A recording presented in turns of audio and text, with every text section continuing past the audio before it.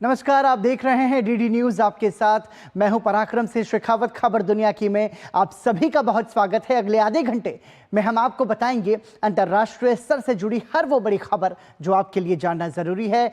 शुरुआत करेंगे सुर्खियों के साथ। प्रधानमंत्री नरेंद्र मोदी का ब्रुनाई में भव्य स्वागत। प्रधानमंत्री ने दोनों देशों के बीच मजबूत संबंध स्थापित होने की जताई उम्मीद। ब्रुनाई के बंदर सेरी वेगवान में भारतीय उच्चायोग के नए कार्यालय का किया शुभारंभ।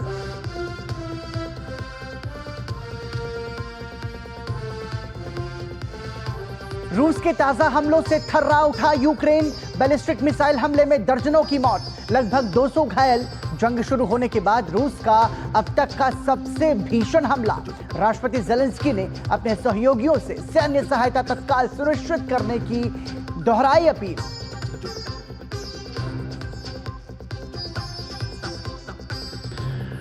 गाजा और वेस्ट बैंक में इजरायली सेना का अभियान जारी।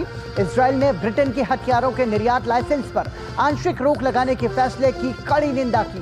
प्रधानमंत्री नेतन्याहू ने फैसले को बताया शर्मनाक। विदेश मंत्री डेविड लैमी ने कहा, इजरायल के साथ मजबूती से रहेंगे खड़े। इंग्लिश चैनल में प्रवासियों से भरी नाव पलटी, कम से कम 12 की मौत, 50 से अधिक लोगों को बचाया गया। ब्रिटेन की विदेश मंत्री ने घटना को बताया भयावह और दुखद। अमेरिका ने वेनेजुएला के राष्ट्रपति का प्राइवेट जेट किया सीज। डोमिनिकन रिपब्लिक से विमान को ले जाया गया फ्लोरिडा। अमेरिकी विमान को अवैध तरीके से खरीदने का आरोप।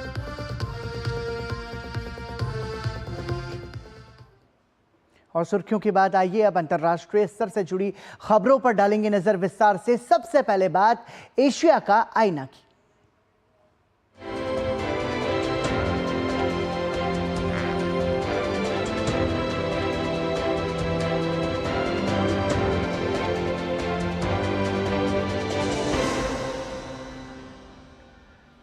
प्रधानमंत्री नरेंद्र मोदी अपनी 2 दिवसीय यात्रा पर ब्रुनेई दारुस्सलाम पहुंच गए हैं। यह किसी भी भारतीय प्रधानमंत्री की पहली द्विपक्षीय यात्रा है।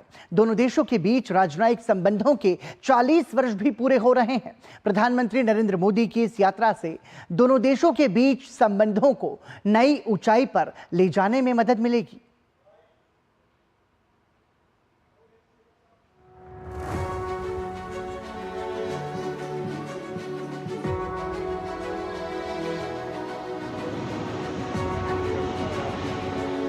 ब्रुनेई के साथ भारत के द्विपक्षीय संबंधों के अहम 40 साल और पहली बार किसी भी भारतीय प्रधानमंत्री की द्विपक्षीय यात्रा। एयरपोर्ट पहुंचने पर प्रधानमंत्री की अगवानी की क्राउन प्रिंस हाजी अल मुत्ताही बिल्लाह ने। एयरपोर्ट पर ही प्रधानमंत्री नरेंद्र मोदी का औपचारिक स्वागत किया गया।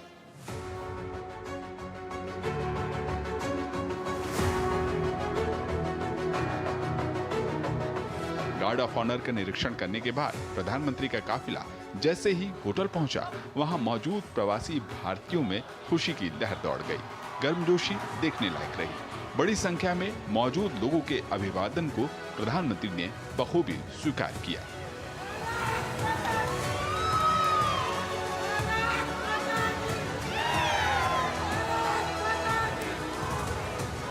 बहुत अच्छा लगा। आते ही उन्होंने बच्चों के पेंटिंग को देखा, बहुत ही सराहाया और उनको उन्होंने हस्ताक्षर दिया है। ये मेरी छोटी बेटी का पेंटिंग है, कल रात से बना रही थी और उसको हस्ताक्षर मिला। बहुत उत्साहित हूँ ये चीज़ सुन के कि प्रधानमंत्री पहले हमारे पास आए और उन्होंने हमसे बात की। बच्चों के पेंटिंग को सराहा उन्होंने और उन्होंने साइन किया उस चीज़ को। ब्रुनेई दारुसलाम की राजधानी बंदर सेरी बेगाउन में मौजूद भारतीय उच्चायोग की बनी नई इमारत का उद्घाटन प्रधानमंत्री ने किया। ये वास्तुकला की दृष्टि से दुनिया भर में मौजूद बेहतरीन भारतीय उच्चायोगों दूतावासों में से एक है। इसे पारंपरिक भारतीय शैली में तैयार किया गया है। इसका निर्माण 300 लोगों की क्षमता वाले एक बहुउद्देशीय हॉल के साथ आधुनिक सुविधाओं के साथ संपन्न किया गया है। प्रवासी भारतीयों ने दूतावास में भी बड़ी संख्या में प्रधानमंत्री का स्वागत किया। शत्रु बुद्धि विनाशाय दीपा ज्योतिर्नमोस्तुते, दीपा ज्योतिर्नमोस्तुते। बहुत अच्छा फील हो रहा है। मैं ब्रुनेई अभी लास्ट मंथ ही आई थी और in the very second month I was able to meet the prime minister. तो बहुत बहुत बड़ा दिन था हमारे लिए। ब्रुनेई यात्रा के पहले दिन प्रधानमंत्री ने ऐतिहासिक सुल्तान उमर अल सैफुद्दीन मस्जिद का दौरा किया। मस्जिद का नाम ब्रुनेई के वर्तमान सुल्तान के पिता और उनके पूर्ववर्ती सुल्तान उमर अली सैफुद्दीन के नाम पर रखा गया है। मुगल वास्तुकला से प्रभावित इस भव्य मस्जिद के निर्माण में 4 साल लगे थे।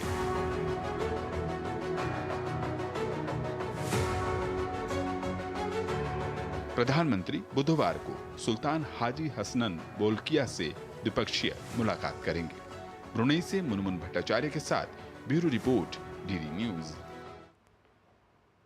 प्रधानमंत्री नरेंद्र मोदी कल सिंगापुर के दौरे पर जाएंगे। सिंगापुर में भारत की झलक देखना हो तो कोई भी लिटिल इंडिया नाम से मशहूर एक जगह इसके लिए सबसे सटीक है। यहाँ एक छोटा भारत बसता है।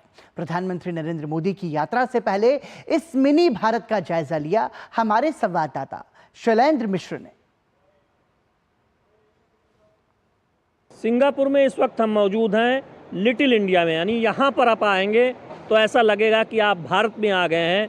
यहाँ दुकानों पर जो काम कर रहे लोग हैं वो भारतीय हैं, जो अधिकांश दुकानें हैं वो भारतीयों द्वारा संचालित है, यानी उनके अपने व्यवसाय हैं जो यहाँ सिंगापुर में वो चला रहे हैं। और यहाँ पर एक छोटा सा पार्क है। इस पार्क में दर्शाया गया है भारत की जो ग्रोथ यात्रा है, भारत की जो विकास यात्रा है उसको, और जो भारत की पहचान है, खेती किसानी, जो भारत के पहले के जो उद्योग धंधे रहे हैं उन सब का यहाँ इस छोटे से पार्क में जिक्र किया गया। तो हमारे कैमरामैन विनय तिवारी के साथ हम चलते हैं, आपको दिखाते हैं लिटिल इंडिया। सिंगापुर और भारत के बीच 20वीं शताब्दी में जो कुछ व्यापार होता था, किस तरह से आदान प्रदान होता था व्यवसायी को दर्शाया गया। और देखिए इस पार्क में जो हमारी एक पुरानी पहचान रही है, भारत का जो एक हेरिटेज रहा है एक तरह से कहें, या फिर ये बैलगाड़ी है जिस पर एक किसान बैठा हुआ है जो इस बैलगाड़ी को चला रहा है। जो ऐतिहासिक जगह है, ऐतिहासिक जो बाज़ार हैं उसको यहाँ पर दर्शाया गया है। तो ये लिटिल इंडिया मार्केट में छोटा सा पार्क है जहाँ आपको एक भारत की पूरी झलक दिखाई देती है। इंडियन मिल्कमैन, ये 1905 और 1906 के बीच ये नेशनल म्यूजियम सिंगापुर का जो है, नेशनल हेरिटेज बोर्ड, उसमें जो कुछ दर्शाया गया है वो तस्वीर यहाँ पर आपको दिखाई दे रही है। तो इस पार्क में जब कोई आता है जो लिटिल इंडिया में है, वहाँ पर पूरा उसको एक परिचय मिलता है। दीपावली के बारे में बताया गया है कि कितना महत्वपूर्ण ये फेस्टिवल है भारत का। और यहाँ के बाज़ारों में लिटिल इंडिया जो यहाँ आप सिंगापुर में देखते हैं, वहाँ के बाज़ार भी पूरी तरह से सजे हुए नज़र आते हैं। और हम जानते हैं कि यहाँ बड़े स्तर पर दीपावली मनाई भी जाती है। तो ये लिटिल इंडिया के पास छोटा सा पार्क है जहाँ आप भारत के दर्शन कर सकते हैं। इस मार्केट की जो खूबियाँ हैं उसके बारे में जान सकते हैं। और 20वीं शताब्दी से लेकर जो सफ़र रहा है वो भी यहाँ खूबसूरती से दर्शाया गया है। कैमरामैन विनय तिवारी के साथ शैलेंद्र मिश्र, डीडी न्यूज, सिंगापुर। और अब बात इजराइल हमास संघर्ष की। इजरायली सेना ने गाजा और वेस्ट बैंक के इलाकों में लगातार हमले किए हैं और वो हमले लगातार जारी हैं। वहीं ब्रिटेन द्वारा निर्यात किए जाने वाले कुछ हथियारों पर आंशिक रोक लगाने के ब्रिटेन के फैसले की निंदा करते हुए बेंजामिन नेतन्याहू ने इसकी कड़ी आलोचना की है। साथ ही विश्व स्वास्थ्य संगठन की ओर से चलाया गया गाजा पोलियो टीकाकरण अभियान विपरीत परिस्थितियों के बावजूद सफल रहा है। गाजा और वेस्ट बैंक में इजराइल का हमला जारी है। इजरायली सेना यहां जमीन से लेकर आसमान तक हमला कर रही है। वेस्ट बैंक में पिछले एक हफ्ते से जारी इजरायली सैन्य अभियान में अब तक 29 लोग मारे गए हैं, जबकि कई लोग घायल भी हुए हैं। इजराइल का दावा है कि मारे गए लोगों में से अधिकतर हमास के सदस्य हैं। हालांकि फिलिस्तीन का कहना है कि ये आम नागरिक हैं। स्वास्थ्य कर्मियों ने कहा है कि उन्होंने इजरायली हमले से जेनिन के प्रभावित क्षेत्रों में लोगों को सहायता और बुनियादी आपूर्ति पहुंचाना शुरू कर दिया है। इस बीच इजराइल ने ब्रिटेन द्वारा निर्यात किए जाने वाले कुछ हथियारों पर आंशिक रूप से रोक लगाने के उसके फैसले की कड़ी आलोचना की है। प्रधानमंत्री बेंजामिन नेतन्याहू ने इसे शर्मनाक बताया है। ब्रिटेन के विदेश मंत्री डेविड लेमी ने हाउस ऑफ कॉमन्स में बयान जारी कर कहा कि 350 में से 30 हथियारों के निर्यात लाइसेंस पर रोक लगाई जाएगी। हालांकि उन्होंने स्पष्ट किया कि हथियारों की बिक्री पर पूरी तरह से पाबंदी नहीं लगाई जाएगी। ब्रिटेन को आशंका है कि इन हथियारों के इस्तेमाल से अंतर्राष्ट्रीय मानवाधिकार कानूनों का गंभीर उल्लंघन हो सकता है। हालांकि विदेश मंत्री डेविड लेमी ने स्पष्ट किया कि ब्रिटेन के इस फैसले से दोनों देशों के संबंधों पर कोई असर नहीं पड़ेगा। हम इजराइल के मजबूत सहयोगी हैं। अगर इजराइल पर फिर से सीधा हमला होता है तो सामूहिक रक्षा का हिस्सा बनना हमारी जिम्मेदारी है। इस बीच विश्व स्वास्थ्य संगठन ने कहा है कि गाजा में पोलियो टीकाकरण अभियान का जो लक्ष्य रखा गया था पिछले 3 दिनों में उससे कहीं आगे निकल गए हैं। 10 साल से कम उम्र के लगभग 1/4 बच्चों को पोलियो का ड्रॉप पिलाया जा चुका है। अभियान के पहले 2 दिनों में मध्य क्षेत्र में 10 वर्ष से कम उम्र के 1,61,000 से अधिक बच्चों का टीकाकरण किया गया है, जबकि अनुमान लगभग 1.5 लाख का था। हाल ही में गाजा पट्टी में 25 साल बाद पोलियो का पहला मामला सामने आया था, जिसके बाद रविवार से टीकाकरण अभियान शुरू किया गया है। और भारतीय प्रौद्योगिकी संस्थान दिल्ली के अबुधाबी परिसर का क्राउन प्रिंस शेख खालिद बिन मोहम्मद बिन जायद अल नहायान ने सोमवार को उद्घाटन किया। इस मौके पर प्रिंस ने स्नातक के 52 छात्रों के पहले बैच का भी स्वागत किया। भारतीय दूतावास द्वारा जारी एक आधिकारिक प्रेस विज्ञप्ति के मुताबिक 52 छात्रों का उद्घाटन बैच कंप्यूटर विज्ञान और इंजीनियरिंग और ऊर्जा इंजीनियरिंग में बीटेक की डिग्री हासिल करेगा। संयुक्त अरब अमीरात में आईआईटी परिसर की स्थापना फरवरी 2022 में प्रधानमंत्री नरेंद्र मोदी और संयुक्त अरब अमीरात के राष्ट्रपति शेख मोहम्मद बिन जायद अल नहायान द्वारा लॉन्च किए गए विजन डॉक्यूमेंट का हिस्सा थी, जो भारत यूएई संबंधों को नए क्षेत्रों में विस्तारित और सहयोग करने का एक रोड मैप है। यूजी कार्यक्रमों के लिए छात्रों का चयन प्रतिष्ठित जेईई एडवांस परीक्षा और विशेष रूप से अंतर्राष्ट्रीय छात्रों के लिए नई शुरू की गई संयुक्त प्रवेश परीक्षा, जिसे CAET का नाम दिया जाता है, के माध्यम से किया गया था।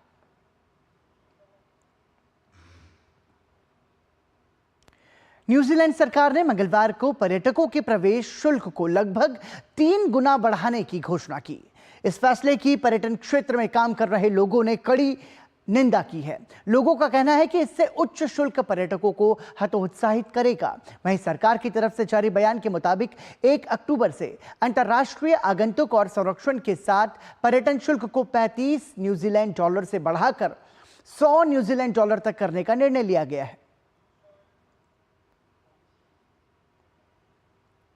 और आइए अब बढ़ते हैं आगे, नजर डालेंगे यूरोपीय देशों से जुड़ी खबरों पर हमारे खास सेगमेंट यूरोप इन दिनों के जरिए।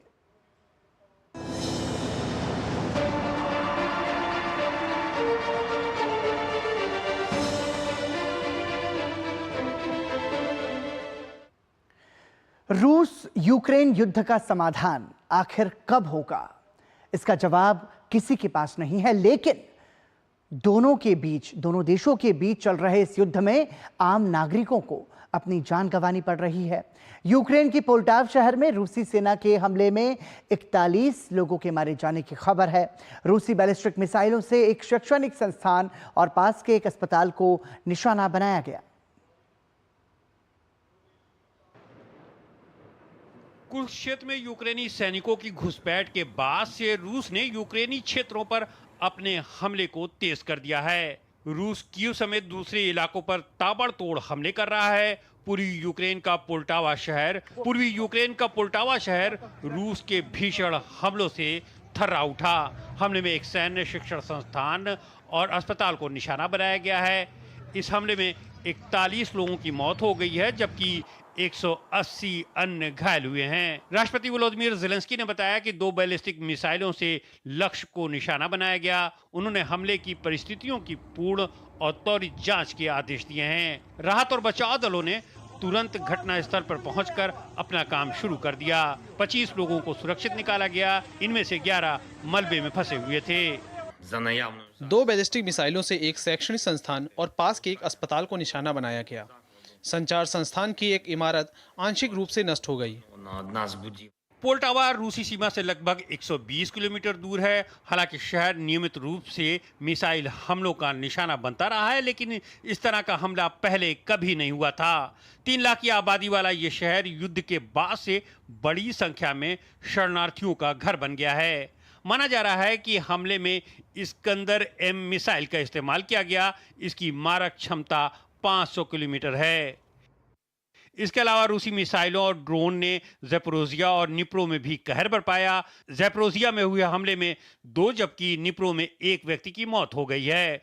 रूस ने 2 क्षेत्रों में रेलवे के बुनियादी ढांचे और चिनरहाइव के उत्तरी क्षेत्र में एक ऊर्जा संयंत्र को भी निशाना बनाया है। क्षेत्र के गवर्नर ने बताया कि ज़ैपोरोजिया पर पिछले दिन 313 हमले हुए और 11 बस्तियों पर गोलीबारी की घटनाएं हुई, जिससे कई इमारतों को नुकसान पहुंचा है।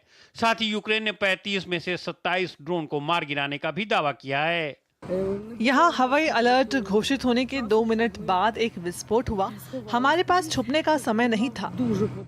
इस बीच संयुक्त राष्ट्र की परमाणु निगरानी एजेंसी IAEA के प्रमुख रफाल ग्रोसी ने कीव में यूक्रेनी ऊर्जा अधिकारियों से मुलाकात की। IAEA प्रमुख युद्धकालीन परमाणु दुर्घटना को रोकने के मद्देनजर ज़ैपोरोजिया परमाणु संयंत्र का दौरा कर रहे हैं। बढ़ते रूसी हमलों के बीच जर्मनी यूक्रेन को 6 और IRIS-T SLM वायु रक्षा प्रणालियां मुहैया कराने की तैयारी कर रहा है। उधर रूस ने यूक्रेनी हमलों से बचने के लिए बेलगोरेड क्षेत्र में अतिरिक्त वायु रक्षा प्रणाली तैनात की है। हाल के हफ्तों में यूक्रेन बेलग्रेड शहर को बार-बार निशाना बना रहा है।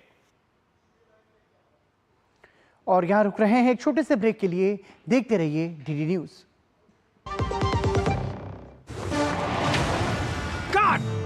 सुरक्षा की गारंटी हर चीज में जरूरी है, चाहे वो मुश्किल स्टंट हो या अच्छी फसल।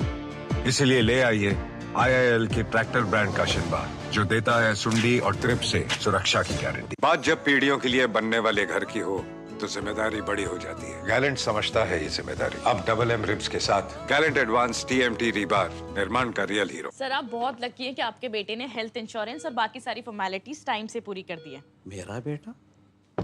तो फिर आप? पॉलिसी बाजार। क्लेम के टाइम पे हमेशा आपकी हेल्प को तैयार। पॉलिसी बाजार, 1 करोड़ का हेल्थ इंश्योरेंस सिर्फ 390 रुपए महीने से शुरू।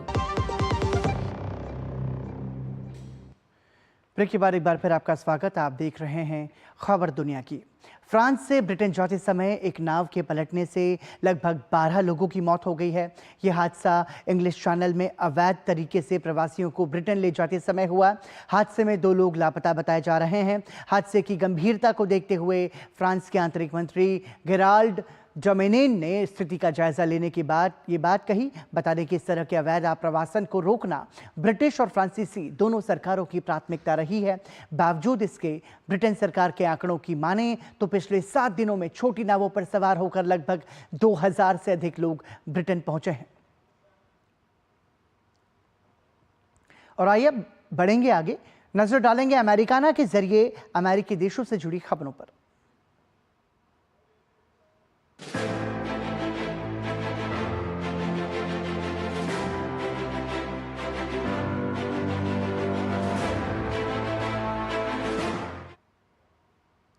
वेनेजुएला में राष्ट्रपति चुनाव के बाद से ही राष्ट्रपति निकोलस मादुरो को लगातार राष्ट्रपति चुनाव में धांधली के आरोपों का सामना करना पड़ रहा है। अमेरिका सहित दुनिया के दूसरे देश भी वेनेजुएला के राष्ट्रपति चुनाव को असंवैधानिक बता रहे हैं। इस बीच लैटिन अमेरिकी शहर डोमिनिकन रिपब्लिक में मरम्मत के लिए लाए गए राष्ट्रपति निकोलस मादुरो के विमान को अमेरिका ने जब्त करवा दिया। अमेरिका की इस करतूत को वेनेजुएला की सरकार डकैती करार दे रही है। क्या है पूरा मामला, आइए जानते हैं। वेनेजुएला में विवादित चुनाव के बाद अमेरिका समेत उसके सहयोगी चुनाव नतीजों पर सवाल खड़े कर रहे हैं। चुनाव नतीजों में धांधली के आरोपों के बीच अमेरिका ने राष्ट्रपति निकोलस मादुरो का विमान ही जब्त कर लिया है। विमान की जब्ती की कार्रवाई लैटिन अमेरिकी शहर डोमिनिकन रिपब्लिक द्वारा की गई। अब इस विमान को फ्लोरिडा लाया गया है। अमेरिकी न्याय विभाग ने राष्ट्रपति मादुरो पर विमान को अवैध रूप से खरीदने का आरोप लगाया। दावा किया जा रहा है कि इसे खरीदने के लिए शेल कंपनी का इस्तेमाल किया गया था, फिर इसकी तस्करी कर इसे अमेरिका से बाहर ले जाया गया। यह खरीद अमेरिकी प्रतिबंधों का उल्लंघन करती है, जिसके तहत इसे जब्त किया गया है। करीब 110 करोड़ की कीमत वाले इस दसॉल्ट फाल्कन 900 EX विमान को राष्ट्रपति मादुरो अपनी विदेशी यात्राओं के दौरान इस्तेमाल करते थे। दरअसल विमान को डोमिनिकन रिपब्लिक की एक वर्कशॉप में मरम्मत के सिलसिले में लाया गया था। डोमिनिकन विदेश मंत्री के मुताबिक अमेरिका के साथ द्विपक्षीय समझौते का पालन करते हुए अमेरिका के अनुरोध पर इस विमान को जब्त किया गया है। उन्होंने साफ किया कि इसमें उनकी सरकार की कोई भूमिका नहीं है। हालांकि वेनेजुएला की सरकार ने अमेरिका की इस कार्रवाई को डकैती बताया है। हमें 2 सितंबर को राष्ट्रीय न्यायाधिकरण से एक कोर्ट का आदेश प्राप्त हुआ। इसमें विमान को सौंपने का अनुरोध किया गया। हमने इसे अमेरिका को सौंप दिया है। इस बीच पिछले कई हफ्तों से चुनाव नतीजों के खिलाफ विरोध प्रदर्शन कर रहे विपक्ष पर नकेल कसना शुरू कर दिया गया है। बाकायदा कोर्ट की तरफ से सरकार को गिराने की साजिश के आरोप में विपक्षी नेता एडमुंडो गोंजालेज के खिलाफ अरेस्ट वारंट जारी किया गया। एडमुंडो गोंजालेज पर सार्वजनिक कार्यों का अधिग्रहण, सार्वजनिक दस्तावेज की जालसाजी और साथ ही तोड़फोड़ के साथ संगठित अपराध जैसे आरोप शामिल है। गोंजालेस ओरुतिया यह कहने की हिम्मत रखता है कि वह कोई भी सरकारी संस्थाओं को नहीं मानता है। वह हिंसा का समर्थन करता है जिसे हम झेल रहे हैं, और पिछले शुक्रवार से हुई बिजली कटौती का भी समर्थन करता है। वैसे तो अमेरिका और वेनेजुएला के बीच तनाव दशकों पुराना है, लेकिन ताजा विवाद वेनेजुएला राष्ट्रपति चुनाव के नतीजों को लेकर हुआ। दरअसल चुनाव में राष्ट्रपति निकोलस मादुरो ने जीत का दावा किया है, वहीं वेनेजुएला का विपक्ष चुनाव में धांधली का आरोप लगा रहा है। वेनेजुएला के विपक्षी गठबंधन का दावा है कि चुनाव में उनकी जीत हुई है और मादुरो अवैध तरीके से सरकार में बने हुए हैं। अमेरिका ने मादुरो की आलोचना करते हुए चुनावी नतीजों को सार्वजनिक किए जाने की मांग भी की है। वहीं वेनेजुएला में 28 जुलाई को हुए चुनाव के बाद नतीजों को लेकर लगातार विरोध प्रदर्शन हो रहे हैं। हालांकि वेनेजुएला की सुप्रीम कोर्ट ने चुनाव नतीजों को लेकर मादुरो के पक्ष में फैसला सुनाया है। और आइए बढ़ेंगे आगे, नजर डालेंगे अफ्रीकानामा के जरिए अफ्रीकी देशों से जुड़ी खबरों पर।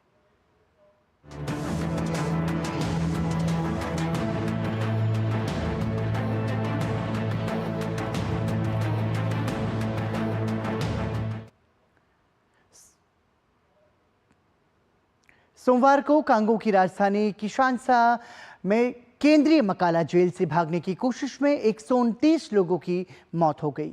कांगो सरकार के मुताबिक स्थिति अब नियंत्रण में है।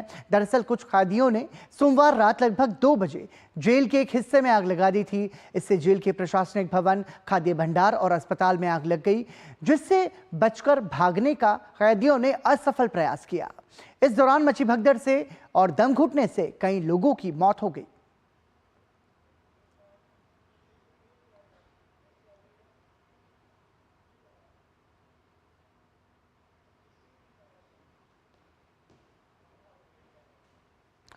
और आइए अब नजर डालेंगे विश्व संस्कृति पर।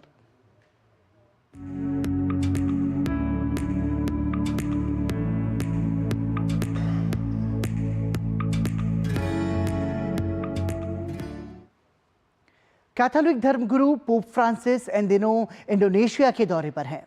इस दौरान पोप फ्रांसिस दक्षिण पूर्व एशिया की सबसे बड़ी मस्जिद में अंतर धार्मिक सद्भाव से जुड़े सम्मेलन को संबोधित करेंगे। कैथोलिक होली फादर के जकार्ता पहुंचने पर लोग खुशी से भावुक नजर आए। धार्मिक सद्भाव और शांति का पैगाम लेकर इंडोनेशिया पहुंचे कैथोलिक धर्मगुरु पोप फ्रांसिस के आगमन से समुदाय से जुड़े लोगों की भावनाएं आंसू बनकर बाहर निकल रही थी। पोप को अपने बीच पाकर कैथोलिक समुदाय के लोगों की खुशियां आसमान से बातें कर रही थी। दुनिया के सबसे बड़े मुस्लिम देश इंडोनेशिया की राजधानी जकार्ता पहुंचने पर पोप फ्रांसिस का पारंपरिक रूप से स्वागत किया गया। पोप इंडोनेशिया के दौरे पर 3 दिनों तक रहेंगे। इसके बाद पापुआ न्यू गिनी, पूर्वी तिमोर और सिंगापुर जाएंगे। पोप बनने के बाद उनकी 12 दिनों की ये सबसे लंबी यात्रा है। पोप गुरुवार को जकार्ता की प्रसिद्ध इस्तिकलाल मस्जिद में अंतर धार्मिक सद्भाव को प्रोत्साहित करने वाले एक सम्मेलन को संबोधित करेंगे। इंडोनेशिया में आधिकारिक तौर पर मान्यता प्राप्त 6 धर्मों इस्लाम, बौद्ध, हिंदू, कैथोलिक, प्रोटेस्टेंट, कन्फ्यूशीवाद के प्रतिनिधि कार्यक्रम में हिस्सा ले रहे हैं। धर्मनिरपेक्ष होने के बावजूद इंडोनेशिया में हाल के वर्षों में ईसाइयों समेत दूसरे धर्मों के खिलाफ बढ़ते भेदभाव को लेकर चिंता बढ़ी है। स्थानीय कैथोलिक समुदाय के लोगों को उम्मीद है कि पोप इस मुद्दे की ओर भी ध्यान आकर्षित करेंगे। मुझे अधिक उम्मीद है कि पॉप के आशीर्वाद से इंडोनेशिया भविष्य में एक बेहतर देश बन सकेगा। साथ ही उनकी यात्रा से यहाँ शांति लौटने की कामना करते हैं। यात्रा का उद्देश्य वास्तव में इंडोनेशिया में कैथोलिकों पर केंद्रित नहीं है, बल्कि इस्लाम ईसाई संवाद के वैश्विक महत्व को उजागर करना है। इस्तिकलाल मस्जिद में पोप फ्रांसिस मस्जिद के इमाम के साथ एक संयुक्त घोषणा पर हस्ताक्षर करेंगे। ये विशेष रूप से हिंसा और संघर्ष के प्रसार के साथ साथ पर्यावरण से जुड़ी समस्याओं से जुड़ा होगा। फ्रांसिस बार बार अंतर्राष्ट्रीय समुदाय से समुद्र के बढ़ते स्तर सहित जलवायु परिवर्तन के प्रभाव से निपटने के लिए कड़े कदम उठाने का आग्रह कर रहे हैं। वहीं जकार्ता भी इस समस्या से बुरी तरह प्रभावित है। जकार्ता समुद्र में धीरे धीरे डूबते जा रहा है। पोप फ्रांसिस इंडोनेशिया की यात्रा करने वाले तीसरे पोप हैं। 1970 में पोप पॉल और 1989 में पोप जॉन पॉल द्वितीय इंडोनेशिया का दौरा कर चुके हैं। और इसी के साथ ही खबर दुनिया की में अभी के लिए इतना ही। दीजिए अनुमति। नमस्कार।